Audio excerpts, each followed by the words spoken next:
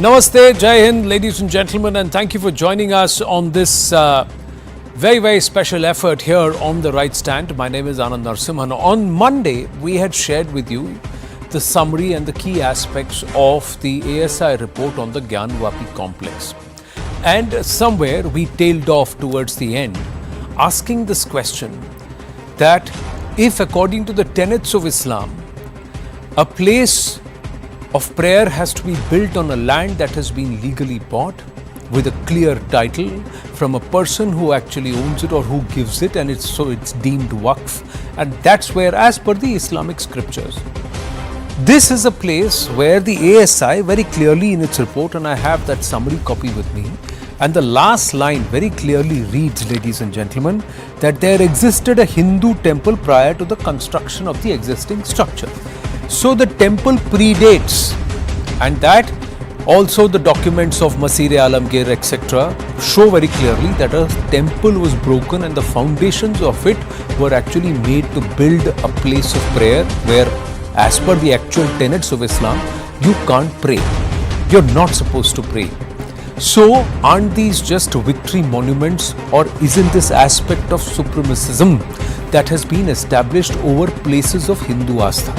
Alright, this was done about 400-500 years ago in the 1670s, 1680s, around the time of life and times of Aurangzeb. Why should this continue to exist even today, 75 years after our independence? Is there not a place of astha for one where another cannot go and pray or should not go and pray? Why is it that it is so difficult to reach a solution? Why can't there be an amicable, amiable solution for the larger, greater good of Bharat and Bharatiya? Because Hindu, Muslim, Sikh, Isai, Jain, however you want to see us from a religious prism, we are all bound by the fact that we are all Bharatiya. We are all one nation. So why not for each other, for the greater good and for the progress of our country, arrive at a possible amiable solution? What is the amiable solution? Clearly, a place of astha for Hindus has to be given back to them.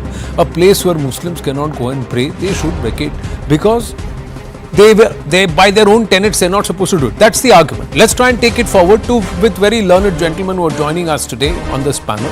Atikur Rahman, Islamic scholar with us. Ratan Shardha, author and RSS researcher, is with us. Dushan Sridhar, Vedic speaker, producer, thinker, writer, with us. Rashid Sharif, president of the SIMPLB. Namaste, Jai Hind, Jai Bharat to everybody. Thank you very much for your time. Now, gentlemen, the idea is to not fight with each other and to create a rabble-rousing debate. It is to try and understand intellectually why is it so difficult for us to arrive at a solution which is right there. By not arriving at an amiable solution, a place of astha for the Hindus being held by Muslims, are we not underlining what Muhammad Ali Jinnah had said, that Hindus and Muslims cannot live together? That's what the whole grounds of partition were, and those were the statements. Are we again continuing to hold that Muslims of Bharat are continuing to uphold what Jinnah is saying? Are Hindus of Bharat not willing to understand and even expect this much from their Muslim brethren, that whatever is a place of astha for Hindus should remain with the Hindus? Is it so difficult to arrive at that we need legal sanction and ASI to tell everybody what everybody can see? My opening preamble has been a little long, but I've just tried to set context. Now it is over to all of you to please try and deliberate, discuss this and explain and understand. Let's understand this together. We'll start with Ratan Shardha ji. Ratan ji. Well, Anand, I think the ball is in the court of Islamic scholars and Muslim leaders, because Muslim people have hardly any voice. For them, they would live happily rather than getting into unnecessary confrontation. If you look at the people going to Ram Mandir, even Muslims going to Ram Mandir, and the way they welcome the Ram Mandir, you can understand the psyche and the thinking of the general Muslim people. Now, when somebody issues a fatwa against the All India Imam Chief, Dr. Umar Ilyasi, for going to Ram Mandir, you realize the mindset of this very highly Salafist and highly Wahhabi kind of mindset, which is not Indian. If you look at the Islam practice in India and entire Southeast Asia, it has been more of a syncretic religion with the old culture, the old social norms. But these people are trying to impose the kind of Saudi Arabian Salafism, which is outdated. Even Saudi Arabia is coming out of it. They are also trying to teach Indian text in their own country and also liberalizing the society. If you go by that understanding, naturally it is for Indian Muslims who have no relation to the invaders. Problem is when the Ram Mandir agitation began and we talked of 3 mosques, the mullah families of this Islamists tried to show it's a confrontation against Muslims. It was not. It was an urge to go back to our roots and reclaim what is ours, the only civilization which survived of hundreds of years of continuous attack.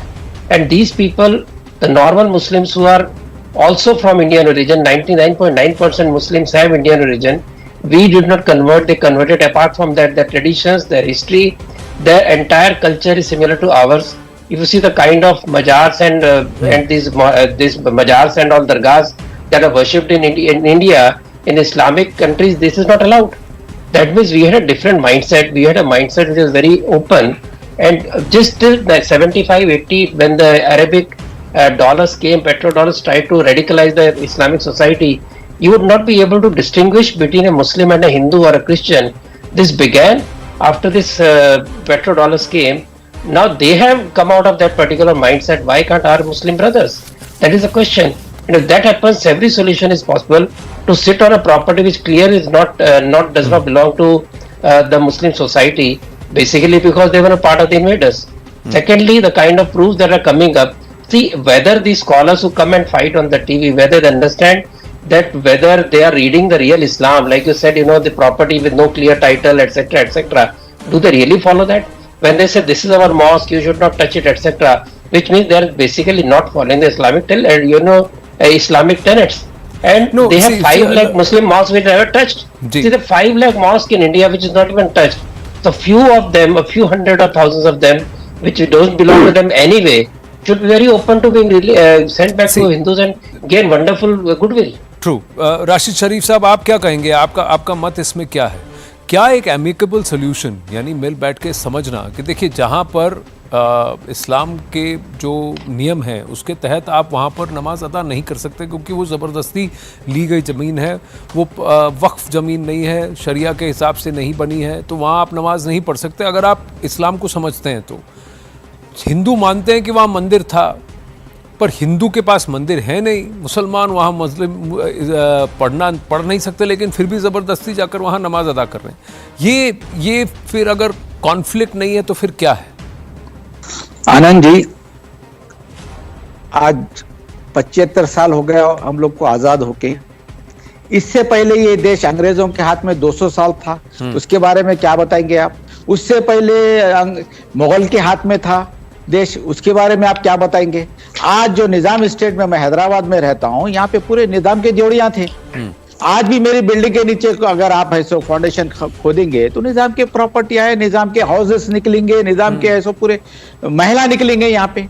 अगर आप 500-600 साल का किस्सा आज लेके बैठेंगे, जब आजाद देश में बैठे हुए हैं हम भी और आप भी मिल के है सो ये आजादी की जंग लड़के है सो आज आजाद हुए हैं। आज एक मसला बाबरी मस्जिद का उठा था, आस्था के उस पे है सो हम छोड़ दिए उसको, आज वहां पे राम मंदिर बना हुआ है। आज दूसरा निकाल के ज्ञानव्यापी का बैठ गए आप। अगर ज्ञानव्यापी के बारे में फिर इस तरीके से अगर आस्था को आदत बना लेंगे ना, ये गलत है आज आनंद जी, ये बिल्कुल गलत है। आदत नहीं बनाना चाहिए इसको। आस्था थी, बराबर सुने हर मुसलमान। बाबरी मस्जिद के बारे में बिल्कुल, आज चलो राम मंदिर बन गया, चलो खुश है हम लोग, चलो भाई आपकी आस्था थी, मिल गया आपको, राम मंदिर बन गया। अब आप निकालेंगे ज्ञानव्यापी के बारे में, उसके बाद निकालेंगे मथुरा के बारे में, यही काम रह गया हमारे को। नहीं, ऐसा नहीं है राशिद भाई। आप जिस तरह से इसको बोल रहे हैं, किसी का घर अगर वहां पर था और वहां कुछ और बना, वो बात अलग है सर। अगर किसी की इबादत की जगह, किसी की आस्था की जगह वहाँ बनी है, और ये मैं नहीं कह रहा हूँ कि आज़ादी के बाद इस जनरेशन के मुसलमानों ने किया है या भारत के मुसलमानों ने किया है। जो बाहर से आए थे वो एक पॉलिटिकल तारुफ लेके आए थे, उन्होंने 30,000 से ज़्यादा भारत के मंदिरों को नष्ट किया है। राम जन्मभूमि है सर, कृष्ण जन्मभूमि है। राशिद भाई, आप खुद ही इसको समझते हैं। और काशी में आदि विश्वेश्वर है। यहाँ पर ये तो हिंदुओं की आस्था की जगह है ना, इबादत की जगह है ना। अब देखिए, अगर मैं आपको मिसालें देना शुरू करूंगा तो फिर वो बात तीखी लगेगी, कड़वी लगेगी आपको। मेरा बस इतना ये कहना है, ऐसी जगह पर आप मस्जिद नहीं बना सकते जो जगह पाक नहीं है, ठीक है। आनंद जी, आज नहीं बनाया ना मस्जिद। नहीं, आज नहीं बनाया, बनी नहीं है। मैं आपसे वो कह रहा हूँ ना, मैं आपसे वही तो कह रहा हूँ। पर आप खुद ये मानेंगे कि वो मस्जिद नहीं है ना वो जगह। अगर एक मंदिर के ऊपर जबरदस्ती बनाई गई है तो वो तो वापस दे देनी चाहिए जिसकी है ना प्रभु। इसमें हमने दे दी, आपने ले ली, ऐसा है ही नहीं इसमें। मेरा और देखिए राम जन्मभूमि भी आपने दी नहीं सर, कोर्ट के फैसले ने उनको दिया हिंदुओं को। नहीं बिल्कुल राम जन्मभूमि में भी नहीं राशिद भाई, राम जन्मभूमि के मामले में हर किसी ने यही कहा, कोर्ट जो फैसला करेगा वही हम करेंगे। नहीं तो फिर 90 के दशक में पीस कमेटी ने तय कर लिया था, तब तो समझौता हो गया था, पर समझौता टूटा क्यों? फिर क्यों कहा कि कोर्ट जो फैसला करेगा उसी पर हम जाएंगे? अगर आपको लगता है कि आस्था है तो हिंदुओं की जगह जो है वो हिंदुओं को दे दीजिए, क्योंकि वहां मुसलमान वैसे भी जाकर नहीं पढ़ सकते हैं as per the tenets of Islam. मेरा ये कहना। अभी देखिए एक और बड़ी बात आ गई है, अब ये इजाजत भी आ गई है कि तहखाना में पूजा फिर से की जा सकती है, क्योंकि तहखाने में पूजा, ज्ञानवापी के तहखाने में पूजा Hindu side has got permission from the courts to do puja in the Vyas Tehkhana portion of the Gyanvapi Masjid, Gyanvapi area, and the puja will start in that area. Now this is a very, very big development. Why? Because this puja was being offered even till 1993, and as on 15th August 1947 also the puja was being offered in this Tehkhana in this area, and Hindus were being stopped. Now please understand, Dushan Sridhar, please explain this. Is it so difficult for us to come into a compromise, or is it now become an aspect of ego that one will try and flex muscle over the other, or one will continue to flex muscle over the other? Namaskaram Anand. Namaskaram. Namaskaram to my fellow panelists. Three points that I would like to speak about, Anand. The first, the verbal testimony, which we call as Shabda Shastram in Sanatana Dharma Hinduism, are the Vedas, the Vedanta, the Itihasas and the Puranas. The Itihasas and the Puranas especially make special mention about incidents and the places which are associated with the incidents. Let's take a popular Katha Bhagam that we have been reciting time and again. Krishna was born to his parents in a jail premises. He was born on the banks of river Yamuna. He was born in Mathura. So there is a mention of the place, there is a mention of the river, and there is a mention of that particular spot, that which is the jail premises. Same is the case with the Ramayana, where it is said that Rama was born to Dasharatha and Kaushalya in the Raja Mahalam, which we call as Janmasthan today, where there is a temple. So in Sanatana Dharma, there has been a practice of revering one place over the others. So for example, the entire Kashi is important, but there are certain spots in Kashi which are very well associated with the Puranas. Maybe some of the Western religions may not have this practice. That's okay, but Sanatana Dharma believes in it. Point number one. Point number two, a fortnight back I was asked by many of them as to why did the Honorable Prime Minister make up or visit many popular temples in the south of the India. I didn't give them this particular answer because some of them will feel offended. You know why? Because the most ancient, the existing large worshipping temples of India are in the south of India. They are not in the north. Why? Correct. Because most of the temples which were large, ancient, were razed. They were demolished. Tell me one large temple that can even match half the size of Srirangam in the north, because they were all demolished. So there is a scar left, especially in the generations of the people who have lived in the north of India, not so much in the south about this demolition. Point number two.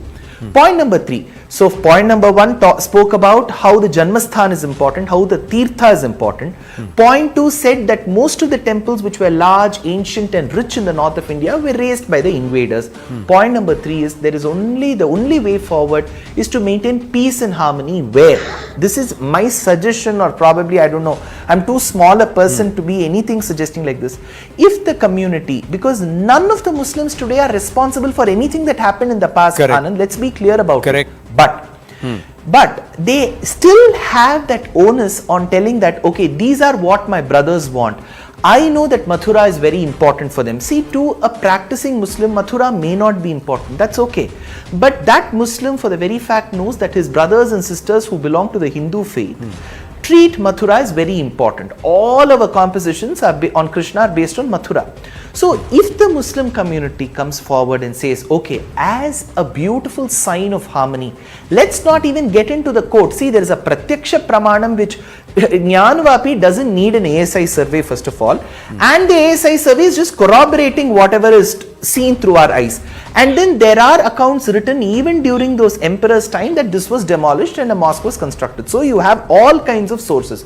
But if the Muslim community comes forward and says, for the sake of my brothers and sisters, for the sake of progress of my country, I am giving Gyanvapi and Mathura, trust me, Anand, Hindus are so magnanimous and so mad after love that they will construct temples for Muslims.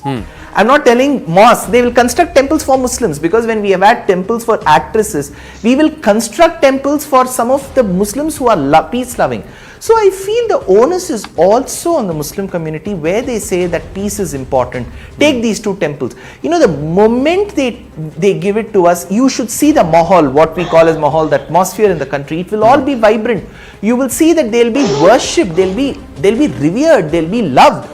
This is how we can bring harmony. Every time going to the court, doing an ASI survey, and then the report comes and then saying that I won't believe in the survey. All this wouldn't serve purpose, and this is going to just build more acrimony, and this is going to build only more mistrust, which should not be the aim. Both you, I, or anybody on the panel desires only progress for India, and this is the only way forward. And trust me, Anand, my last conclusive statement, I can say, when the Indian Muslims do this, they will set the benchmark for most other Muslims living in Afghanistan, Iraq, Syria, as to how this particular land has brought Satvika Gunam and peace in them, and this will become the trademark or the benchmark for most of the Muslim countries which they can ape. Now, here is the counter. Before I bring in Atikur Rahman, you make a very valid point. Now, the counter here is that if Muslims in India were to cede, these places are largely victory monuments. Let's accept this. Core Muslim scholars, believers of the Holy Book and followers of the tenets of the Holy Quran will not go and offer this one there. But there are still people who are going there and saying, no, we have to offer prayer here only. So nobody is correcting them, nobody is stopping them. So there must be a reason behind that. The other thing is the Hindu majoritarianism, or the Hindus trying to flex muscle to tell the Muslims, see, we have shown you your place. Now this is a counter fear. On the one hand, you are saying that Muslims should show a larger heart, and the community should give back the temples which have been destroyed in the past for no fault of theirs. But Dushyant, Sridhar, this is the other aspect. That will Hindus also understand this magnanimity in the true spirit, or will they then start playing this supremacist game? Anand, if the Hindus of the present or of the past were of this attitude of showing supremacist, trust me, the two-nation theory said that there should be a nation exclusively for Muslims.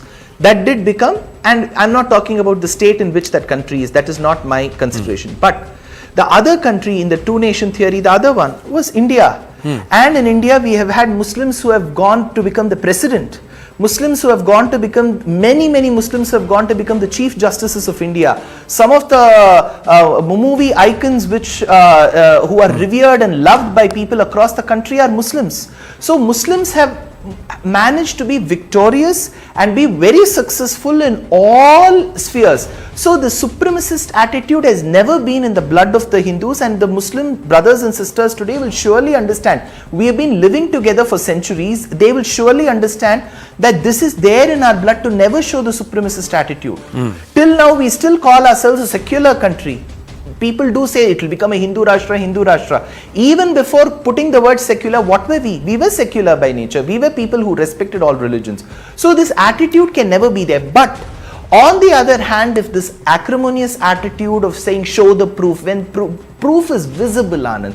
See, Gyanvapi, does anyone in the best of minds say that we need an ASI survey for this? I am quite flabbergasted even at this very statement. But there are wonderful solutions, workable solutions, harmonious solutions, which will put them on a very high moral pedestal. That is so important. You know, Hindus will just love them. And we still love them. See, there's no question of I'm just saying that that respect increases. Not just respect, the conflict, the fissures which are there, they will be brought together and they will be bonded. I'm just saying that just a handful of people rabble rousing cannot become the people representing crores of moderate Muslims who want to walk a different path. Atikur Rahman, where do you stand on this, Atikur Rahman? Thank you for your patience.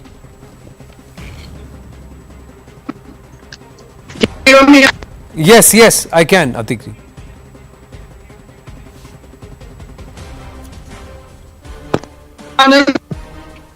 Yes, I can. Please go ahead, please. Well, can you repeat the question, or should I, I'm just saying, where do you stand on this?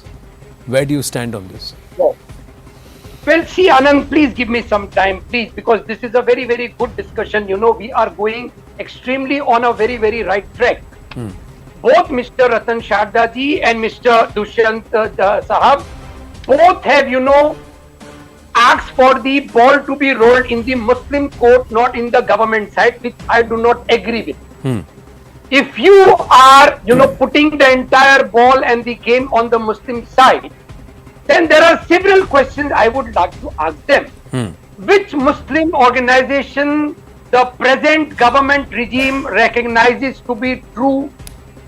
The All India Muslim Personal Law Board, every time they charge them with several, this thing. Ratan Sharda ji is on record saying that this is not the only organization representing the Muslims of India. Which Ulema Council, which Maulana, which Muslim group, all have been tarnished day and out every day in the last, 5 to 9 years. That put aside, Anand. We are, here. And I agree completely 200% with Mr. Dushyant that there can be an amicable solution. But how? Now here we will start from. How can we have an amicable solution? Either, Anand, we will have to establish, as it was in the days of the Ayodhya movement, a National Integration Council minus the political parties. I underline the fact that minus the political parties, only the religious leaders from India, selected ones, and very eminent people from all universities, scientists, and the bureaucrats, even the judiciary, eminent people who don't have any, backgrounds or this, they are known to be very much, amicable people, eminent people. So we can start from there, Anand. Now, what you are placing your argument, Anand, I object to that. What you are placing the argument is on the basis of Astha, faith. So I would question you, are we in India discussing faith or are we discussing the constitution? Because when the Bambiya Buddhas were demolished, those, Taliban were placing the same argument as you are placing your argument. And Erdogan, what he did in Turkey with the Hagia Sophia, was also basing his argument on the same lines as you are basing your argument with the Hindu Astha. So we have to first of all, Anand, decide whether we need to have an amicable solution on the lines of faith or constitution, judiciary and law. Okay. Now, Atikur Rahman ji, the simple point is, when you look at the Taliban is exclusivist. That means Islam and only Islam and nobody else. Erdogan is exclusivist. Islam and only Islam and nobody else. When you talk about Bharat and when we talk about Bharati Astha, we are just saying just return our temples. We are not taking anything else. That's the point that the Hindu Paksha is trying to make. Please understand, there is a very big difference. Here in Bharat, the Hindu way has always been inclusive. Islam came to Bharat in Trishur, by my birthplace, at the time of Prophet itself, in the 6th century AD. At the time of soon after the passing of Jesus, Saint Thomas was in Bharat. Christianity came in the first century itself. So, and it has continued to be here. It's not that it's not been done. Nobody is saying that we will convert a genuine mosque into a temple. No, sir. What we are saying is that a temple that was broken about, and it was done 500, 600 years ago by invaders who were against Buddha Parasti. They treated Hindus as infidels, non-believers and infidels. This entire aspect of Buddha Parasti also emerged from the Buddhas. That's why the Bamiyan Buddhas were destroyed, and it's not the first time they were destroyed. My point is, sir, my point, sir, is that this is a matter of astha of Hindus, which must be respected by Bharatiya, other Bharatiya. Because if the aspect, the astha and the faith of Muslims in Bharat should be respected by everybody else, then is it wrong for Hindus to expect that their astha, their places of worship and their old temples, their civilizational and cultural bulwarks should be respected by everybody else? Nobody is questioning your choice of a faith. But your faith also does not allow you to go and pray at a place which has been built over somebody else's place of ibadat or prayer or worship, sir. So, please don't conflate, and please don't bring in Taliban, and please don't bring in Pakistan, and please don't bring in Erdogan here. So, Ratan Sharda ji wanted to say something, and then I'll go back to Rashid Sharif and Dushan Sridhar. Yes, Ratan Sharda ji. See, Atikur ji has made a fundamental flaw in his argument when he tries to create a dichotomy between faith and constitution. We Bharatiyas have full faith in constitution. We ever had constitutions in our old age also, ancient times also. It was always equitable. You read Mahabharata, you read Ramayana. The king and the followers and the praja had always had very well-defined duties, very well-defined dharma. And king was supposed to support every person irrespective of that person's faith. This has been done for ages, and that is the basis of the constitution. So when you teach Hindus that faith is not equal to constitution, you forget that our faith is what sustained our democracy when all our neighbors lost the democracy and turned into either fundamentalist states or lawless states. And to say that, you know, this is actually a history. So the civilizational wounds of hundreds of years, if you want those civilizational wounds to be cured, then all of us work together. It does not affect anybody's faith when that any mosque has been built wrongly as per even your own tenets, and nor has been anybody's else's issue when you say it will hurt constitution. How does hurt a constitution if a wounded civilization wants to redress its pain without disturbing anybody else? In case of Ayodhya, you will remember when Babri was brought down, not a single mosque in entire Ayodhya or Faizabad was touched. That is a Hindu thing. So it was only faith, it was only the resentment against one particular structure, not against any other Muslim structure. No mosque was touched across. If that is so, you realize what is the lying in the Hindus' hearts. So don't frame it in that way. Talk of Hagia Sophia. Does he condemn it? If he condemns Hagia Sophia conversion, I can understand. But no Muslim leader, no thinker ever criticized. You condemn now, but has anybody condemned what has done? Yes. But now you are doing it because now you are confronted with different. Let us not shout over each other. We are all erudite people. We don't need to do that. Yeah. So basically what I mean is that as a general principle, if it is not hurting anybody's else's place of worship, when it is not disturbing any kind of relation, only in India we have common symbols, you have got common things which stood of time, and Hindus have let it be. They have not asked for every mosque. When agitation started, Vishnu Hindu Parishad, RSS asked just for three places of worship, which were Ayodhya, Kashi, Mathura. At that time, the leadership of the Muslims, especially Maulvis and their leftist friends, they did not agree to it. Now the situation is coming. Every Hindu has some say. It's a democracy. You can't stop it. So it is for. That's why I said you don't talk government, don't talk judiciary. Then you feel you are under pain. But Hindus have to prove their own place of worship. That is creating more resentment. The evidence is open. History is open. Everything is recorded. In case of Ram, at least you said there is nothing available. Then ASI came into picture. They gave scientific evidence. In case of Mathura, Kashi, and many other mosques built over temples, the evidence is so open. No, and not just that, it's visible for all of us, sir. Point is, sir, yes, these are places which are visible to all of us. You said no politicians will come in. It is the communities which allowed the politics to come into play. Had the communities resolved this altogether, nobody is saying that all mosques in Bharat have to be vacated. Sorry, sir, I will be one of the first to stand there and say a mosque that is a proper mosque which has been built as per the tenets of the Holy Book, nobody should touch a mosque like that. But a mosque that's been built over a place of somebody's astha, over a mandir, then it makes sense to hand it back to the Hindus, because Hindu जब भी उसको देखेगा उसको लगेगा यार ये मंदिर के ऊपर ये मस्जिद बना के ये वहाँ पढ़ रहे हैं नमाज, ऐसा कैसे हो सकता है, ये हमारे भाई बहन कैसे हो सकते हैं. It will continue to sow those seeds of divide, sir. That's the point I'm trying. In our constitution talks about Ram Rajya. Original constitution had on the first page Ram Sita. The same constitution also had Akbar. The same constitution also had Buddha, Mahavira. It had all the references. It is because they are all integral to our culture. That's the reality. Dushyant Sridhar, correct me if I am wrong, sir. Very true, Anand.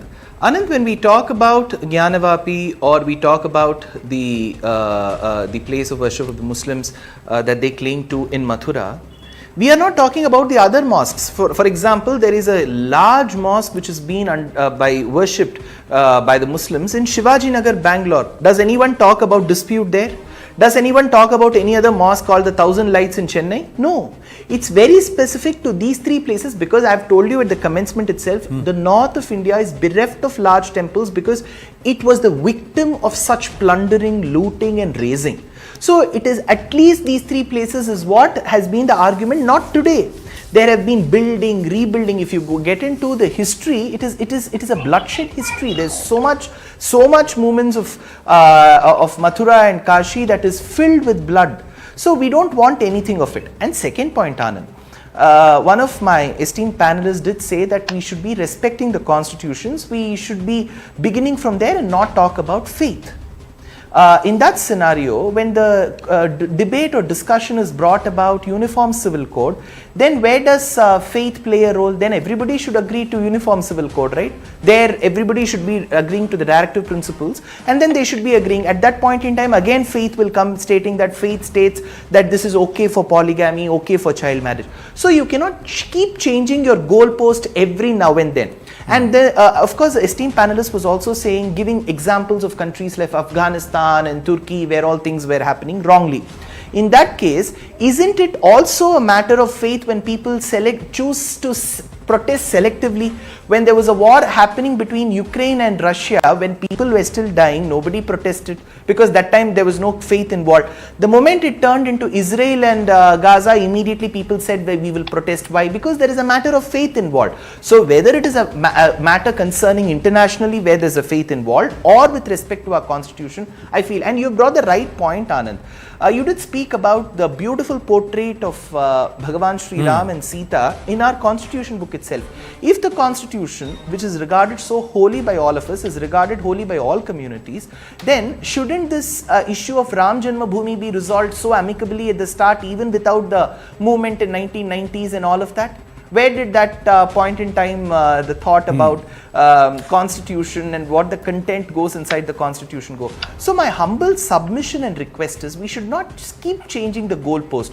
When immediately there is an issue raised, we say that there should be a survey. When the survey results come out, we say we will not agree with the survey. Then what is to be done? No, but who is not? That's what. See, that's where my question is. Committee, Anand, Anand, just one point. See, a suggestion was made that there should be a panel constituted where there are people who are bereft of any political affiliations. I will tell you, Anand, every living being who is living in India has some political affiliation. They may not say it openly. So I don't know whether it is political or apolitical. My point is there has never been a reconciliation, or there has never been a committee that has tried to at least understand and help heal the wounds of the past. Now we are trying to say we can still do it. We still have the opportunity to do it. The literacy levels have risen. The awareness has risen. So I think people who have lived here for centuries know what kind of people Hindus are. We have been very accommodative and we always respect somebody else's faith. So in such a scenario, I rightly feel, as what I've said, the ball is always on the side of the Muslims. And of course the question was asked, which party of Muslims should be treated as genuine? I feel all the common Muslims who are living in India, they themselves constitute one large chunk. We don't need any panels. They represent the Muslims and we will take whatever they say. No, and it's not about this giving and taking. Rashid साहब, एक है कि कहीं ये mindset, कहीं आप इस mindset से एग्री करते हैं कि एक टाइम था जब हम 30% 70 पे राज करते थे, आज आपका चल रहा है, कल फिर आएगा एक वक्त आएगा जब हम 30 फिर से काबिज होंगे. ये do you agree with a mindset like this in today's Bharat, do you think? और कहीं आपको लगता है कि ये सब उसका मैनिफेस्टेशन है? यही डर है सर आनंद जी, इसी बात का डर है. जो आज हम कर रहे हैं कल यही चीज है सो आगे हो नहीं पाए. आज आप देखिए हमारे प्राइम मिनिस्टर साहब राम मंदिर जाते हैं, वहाँ पे काम काज देखते हैं, सीएम योगी साहब जाते हैं, काम काज देखते हैं. हमारी नजर राम मंदिर पे किस तरीके से इन्वॉल्व होके ये लोग जो काम किए हैं, वहाँ पे बाजू जो 5 एकड़ जमीन दिए थे, अगर वहाँ पे मस्जिद के लिए भी ये लोग इसी तरीके से इन्वॉल्व होके अगर वो मस्जिद बना देते, जिस तरीके से राम मंदिर बनाए उस तरीके से सर, लेकिन मुस्लिम पक्ष में अच्छा मैसेज जाता था. पर रशीद भाई, अच्छा मैसेज, आनंद जी, रशीद भाई, सॉरी मैं आपको टोक रहा हूँ, लेकिन वहाँ मुस्लिम पक्ष ने ही कहा कि हम खुद देख लेंगे. और एक और बात आपको बताऊं कि मस्जिद के लिए भी जो डोनेशन गए ना, 40% उसका जो डोनेशन अभी तक रकम इकट्ठा हुई है हिंदुओं ने दी है सर. चार शंकराचार्य नहीं, अब आप बात को भटकाइए मत, मैं आपको ये बोल रहा हूँ, मैं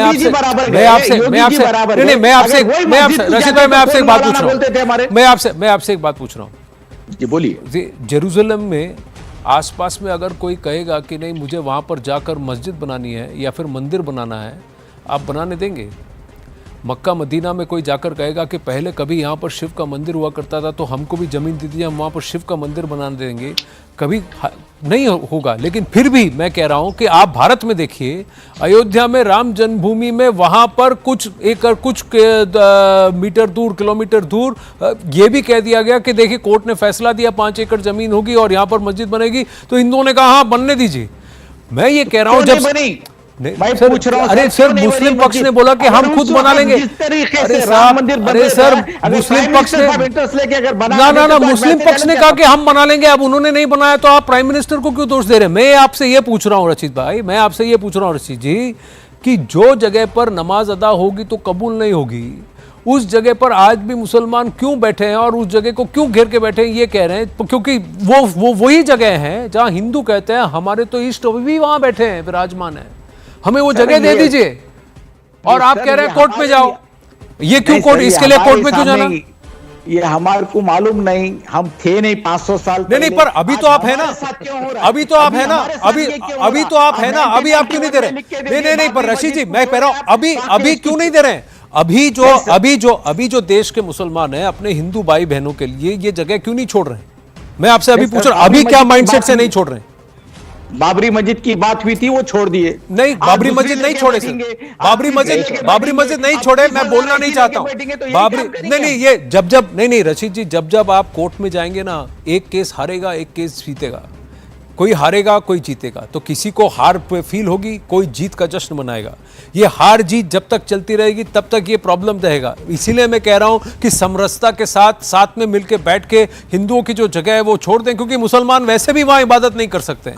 मैं आज की तारीख में, आपने नहीं किया, अगर आपने नहीं किया तो जिसने गलत किया उसी को आप अभी भी कंटिन्यू करने की बात क्यों कर रहे हैं? मैं यही बात बार बार पूछ रहा हूं और इसका सीधा जवाब कोई नहीं दे पाता. क्यों नहीं देते हैं? नहीं सर, आज हम आंखों से बाबरी मस्जिद देखे, आज हम आंखों रशीद भाई मैं आपसे एक बात पूछता हूँ. ज्ञानवापी मस्जिद देख रहे हैं रशीद भाई, नहीं रशीद भाई, क्या है रशीद भाई मैं आपसे ये नहीं देख रहे. आज मैं आपसे बस एक सिंपल पॉइंट ये पूछ रहा हूँ रशीद भाई, एक सिंपल पॉइंट मैं आपसे एक सिंपल पॉइंट ये पूछ रहा हूँ कि अगर आपको पता होता कि जहां आप वजू करने जा रहे हैं वहां बीचों बीच शायद एक शिवलिंग है, तो आप फिर भी वहां बैठ के वजू करते क्या? बिल्कुल नहीं करते सर. हमारा तो फिर आप एक बात बताइए, वजू नहीं करते. तो फिर आप हम ये देख रहे हैं कि ये फाउंटेन है, आप बता रहे हैं कि ये शिवलिंग है. अगर शिवलिंग है तो हमारा वजू बिल्कुल नहीं. मैं आपसे पूछ रहा हूँ कि अगर कोई आपका हिंदू भाई बहन वहाँ काशी में आदि विश्वेश्वर हो या कहीं पर भी हो, आकर ये कहे कि रशीद भाई देखिए जहाँ आप वजू कर रहे हैं हमें लग रहा है कि वो वहाँ पर शिवलिंग है. आज नहीं बोले हैं, आज की बात नहीं कर रहा हूँ, आज से 30-40 साल पहले बोल चुके हैं. जी। हाँ, और फिर भी कोई वहां पर 40 साल से हर रोज आकर वजू कर रहा है, उस व्यक्ति का क्या माइंडसेट है भाई, आप मुझे बताइए। बिल्कुल सर, मैं आपकी बात पे बिल्कुल 100% एग्री हूँ। 500 साल पहले क्या ये लोग कम थे? जब ये चीज अगर टूटती है या टूट रही थी तो आप रोक सकते थे, क्योंकि आपका आस्था था, आपकी रोका। मंदिर थी, आपकी मंदिर रोका थी। सर, आज क्यों कोशिश की 500 सर, साल के बाद लेके रोका बैठे सर, आप? रोका सर, कोशिश की सर, रोका सर, कोशिश की सर, और उसके 70-80 अंग्रेजों साल के बाद दौर वहां में, पर अंग्रेज उन्हीं दौर में, मंदिर के टुकड़ों को अंग्रेजों लेकर, के दौर में उन्हीं कर लेना मंदिर था के सर। टुकड़ों को लेकर उस मस्जिद को और बड़ा भी करने का काम किया। वो भी इस एएसआई की रिपोर्ट में लिखा है। मैं आज कह रहा हूं, आज की तारीख में, आज की तारीख में आज का भारतीय मुसलमान भी वही चाहेगा, या फिर वो कहेगा कि जो हुआ गलत हुआ, चलिए इसको खत्म करते हैं, आगे बढ़ते हैं।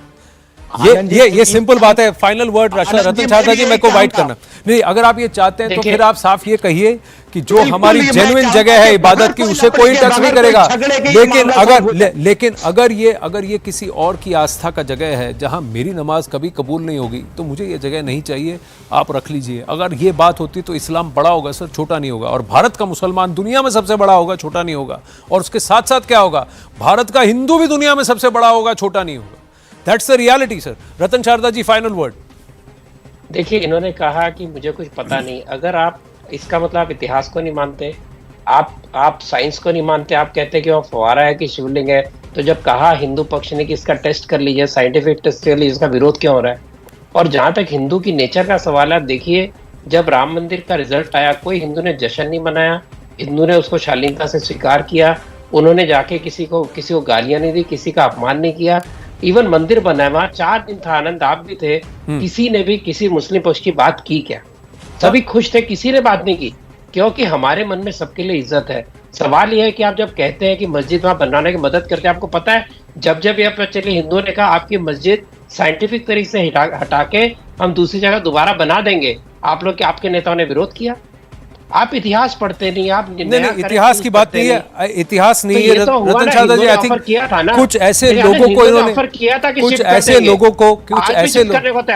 ऐसे लोगों को इन्होंने रिप्रेजेंटेशन का मौका दिया है जिनको ये अलाउ नहीं करना चाहिए था। गलत लोगों को ये, because I believe that there are majority of Muslims in our country who want peace and want to work together and move on. They are not fundamentalist in their mind, they are not Islamist in their mind.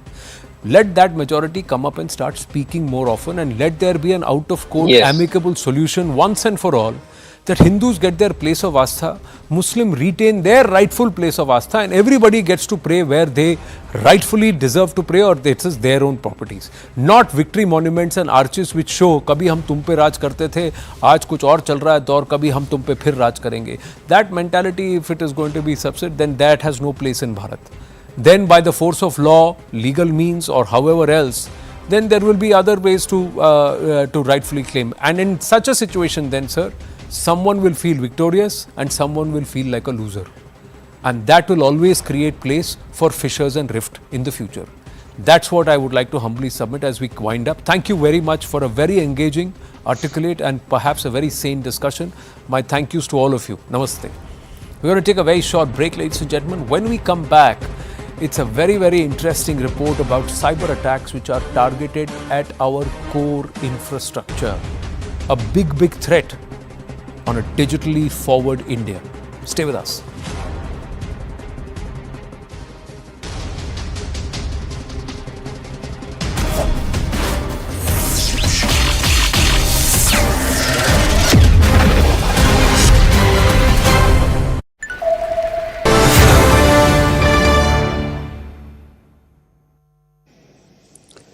Nirmala ji, thank you very much once again for giving us this exclusive, very special interview like every year after the budget. Through our News18 network, through CNBC, CNBC Awaz, CNN News 18, you will be able to reach every nook and corner of the country, and investors are glued into moneycontrol.com, tracking every twist and turn of the budget. Thank you so much. My first question, a somewhat obvious question, no SOPs, no populist measures. Even in 2019 interim budget, the government had announced some SOPs, like tax rebates. There were some announcements for the farmers, but none this time. Seems like a very confident Prime Minister going into 2024 elections. You've never looked more relaxed to me before. What was going on in your mind while drafting this? Well, thank you for having me after the budget, like every year. It's a great opportunity to talk to your viewers and also for others who are watching this program more with keenness to know about the Indian economy. Yes, the budget yesterday did not have any SOPs announced.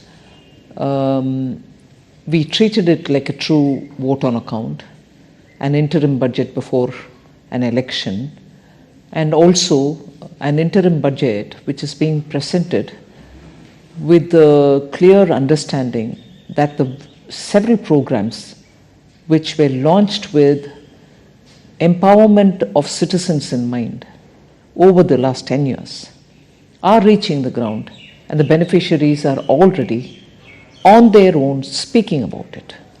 The power of word of mouth is very strong.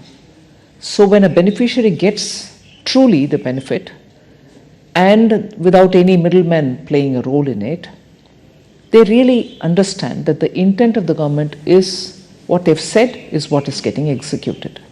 So I place a lot of trust in the word of mouth, which has helped in schemes like Ujjwala, PM Awas Yojana, PM Mudra Yojana, Swanidhi Yojana, all of which have benefited the small households, small people who want to do their business and who don't have money to give for collateral, no properties to give.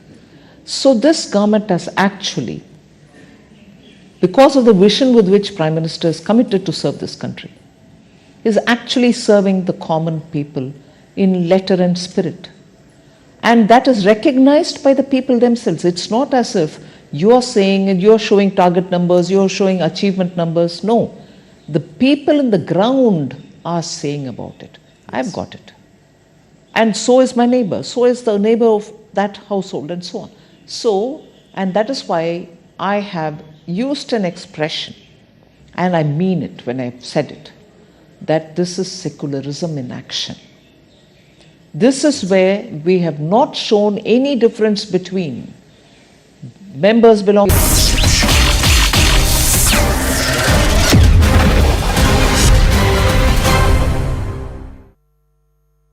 Back on, ladies and gentlemen, with an issue which should worry all of us, because we are increasingly trying to improve our digital infrastructure, going digital, and Naya Bharat is going to be far more digitally empowered than before. But that also opens us up to be vulnerable to cyber attacks, and that too, some of which could be state sponsored. So the next level of war could be around data and also attacking our critical structures, infrastructural systems, using data and using state-sponsored hacking. Interestingly, January 2024 also has seen some of Bharat's critical systems and infrastructural systems being attacked, and that too from certain actors who could be state-sponsored. Joining us now, cyber expert Kanish Gaur and also Paramdeep Singh. Namaste and thank you very, very much, gentlemen. Now, this is a report that we've accessed here at CNN News 18. And Kanishk, if you could take us through this report, because Athena has done this report and I want to understand what does this imply? Because you say in January 2024, there have been cyber attacks on critical Bharatiya systems, including some which is related to defense. So as per the report which was carried forward by Athenian Tech, we found a large number of state-sponsored hacktivist groups trying to hack India's critical information infrastructure. And this included healthcare establishments, this included systems which would look at government machinery, strategic sector. And this was being carried out by hacktivists with the pure purpose of impacting India's democracy, our sustainability, our resilience. This has been going on for last 3 to 4 weeks, and numerous critical infrastructure establishments have been impacted because of this. This is not because of India doing anything on offensive or taking any kind of route on launching cyber attack, but particularly with respect to certain stance India has taken geopolitically with the current Hamas and Israeli conflict which is going on. India supported Israel's right to self-determination. Given that context, certain activist groups which favor Hamas have been doing cyber attacks on India's critical information infrastructure, and this has been going round the clock. What they have been doing is they have been attacking India's critical infrastructure, and they have been leaking a lot of this information on the dark web and also using Telegram channels to put all of this information out. I just want to understand before I bring in Paramdeep ji, are these individual actors or when you say nation state actors, or are these non-state actors? How are these, who are these people, and do they belong to a particular country, particular region, particular religious denomination? So these are hacktivist groups, and these threat actors have names such as the Islamic Cyber Team, COA StarX, COA Garuda, COA Hacktivist, Jatim, so COA Islamic Cyber Team Indonesia. That has been the name. So these are anonymized names. So these are hacktivist groups which are doing all of this activity. And these typical attacks have been DDoS, which is basically distributed denial of services attack, where they are looking at bringing out the systems completely down. So we saw a lot of Indian websites being DDoSed by them and the data being compromised as well. So on 30th of January, we saw the Indian Army website was attacked by Toxcar Cyber Indonesia. We also saw that these attacks have been going on between 7th of October till the mid of January. On 14th of January, they compromised Banaras Hindu University. The threat actor, which is claiming the act is Lulsec Muslims, right? And they have put across a lot of data. They have compromised the personal identifiable information of students of Banaras Hindu University. So these are activist groups which are typically organized criminals who do this if somebody is paying them to do this, or if they have certain religious affiliations or geopolitical affiliations. Now, Paramdeep ji, how serious is this? Because what they're doing is there is a certain level of bigoted or xenophobic intent also when you're targeting establishments which are either with a nation's security or with a Hindu identity, if it is BHU, or releasing data of students with a particular religious disposition. Like one can look at it however, but even health services have been attacked. So how serious is this for us as a challenge? And how vulnerable are we? Because I had certain people who said most of our government websites themselves are not HTTPS, they are HTTP only. So they by default are so vulnerable. So are we sitting on a mindful of data which can be taken away by anybody and used against us at their time and place of convenience? See, these are obviously serious attacks, both if the attack is on a healthcare system or the financial system. So there are two kinds of risks that you run. So as Kanishji pointed out, the primary attack or the primary modus operandi of these players has been denial of services attack. That means they would bring the sites down. And if they are able to bring down critical infrastructure sites, like let's say if they are able to bring down the system that sort of verifies your Aadhaar, that means all your systems would automatically go down. So for example, if the Aadhaar verification goes down, maybe your passport system goes down, maybe your payment system goes down, your sort of payment to the poor people in terms of the rations, they could go down. So is there a trend or a pattern? Is a certain religiosity or a xenophobic zeal that is driving these people? Or are these random mercenaries who will assume names and identities as is expected of them based on who's hiring them to do it? And how many of these are largely state-sponsored or state-backed?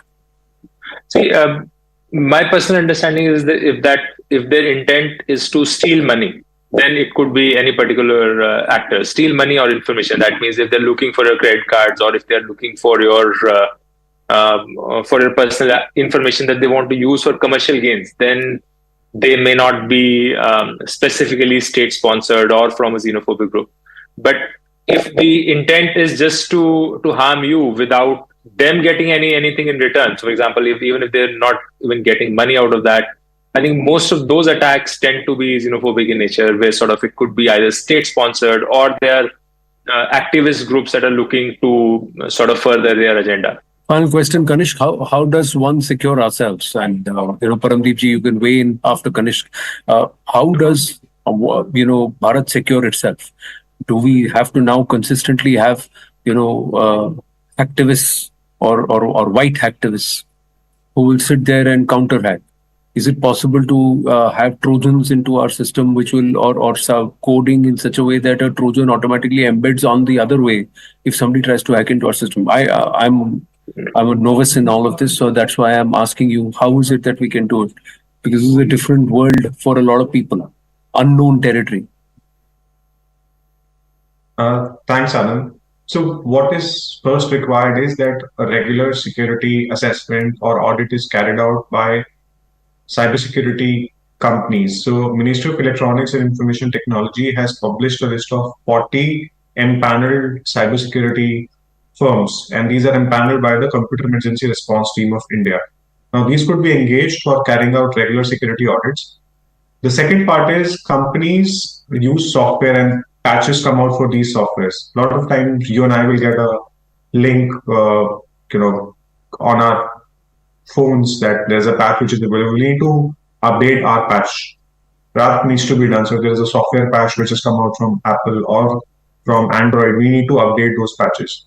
The third is we need to build up more resilience there. If there are any links which are being sent through phishing scams, we are able to identify them and not fall prey to them. A lot of times we get links from Instagram, Facebook saying that your account is about to expire or your account is about to get closed. Now those are social engineering. So the third part is about cyber awareness, which needs to be spread. So it is not just the IT people who are responsible for cybersecurity, it is every person within the organization. They should know what is phishing, what is social engineering. So those are basics which are there. Then proactive security monitoring needs to be done by organizations, not just critical infrastructure organizations, even organizations which have web or mobile presence. At a nation level, I think we need to deploy more proactive monitoring systems to block some of these IP addresses, right, which could be done by the CERT or which could be done by the National Technical Research Organization, NTRO, and prepare a list of these IP addresses and share with the larger organizations so they could block them. So you would see a lot of these attacks are not happening in isolation. There could also be certain elements which could try and use other means to get into the system. So it could be somebody physically trying to enter an organization. I can give an example. When 26/11 happened, the establishments which were close to the hotels, their Wi-Fi systems were compromised first, and those Wi-Fi systems were then used to get into the hotels to find out how does the systems work, right? So a cyber attack today does not happen in isolation. It could also lead to a significant security breach, which could be a physical security breach. So the cyber physical systems are interconnected. So it's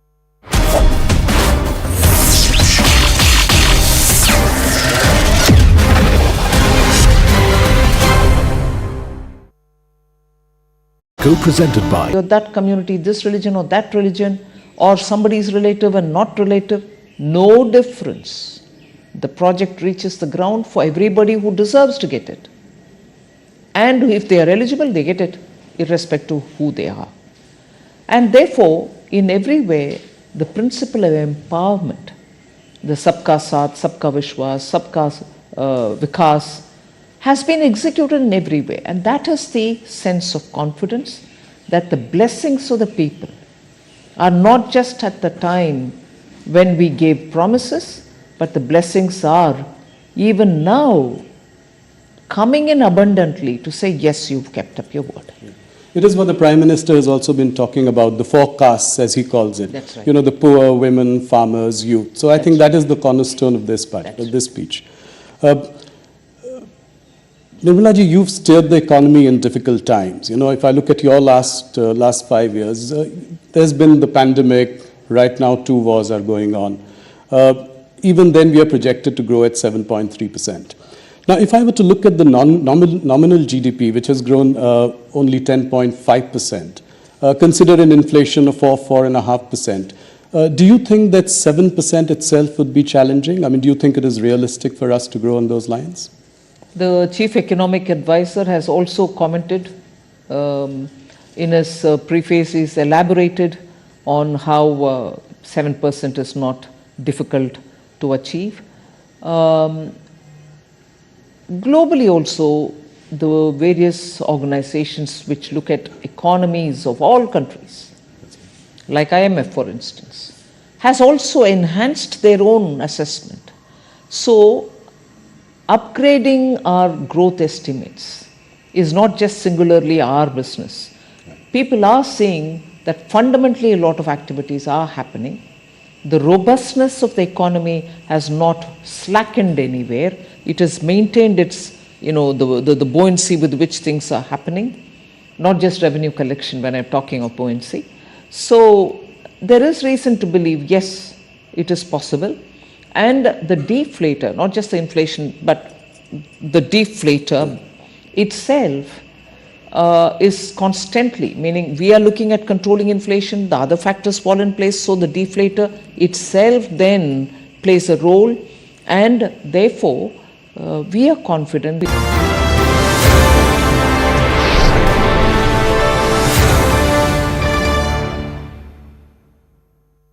Nirmala ji, thank you very much once again for giving us this exclusive, very special interview like every year after the budget.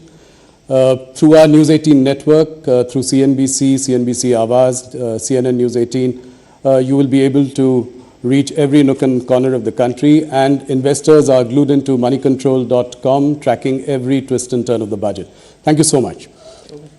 My first question, a somewhat obvious question, no SOPs, no populist measures.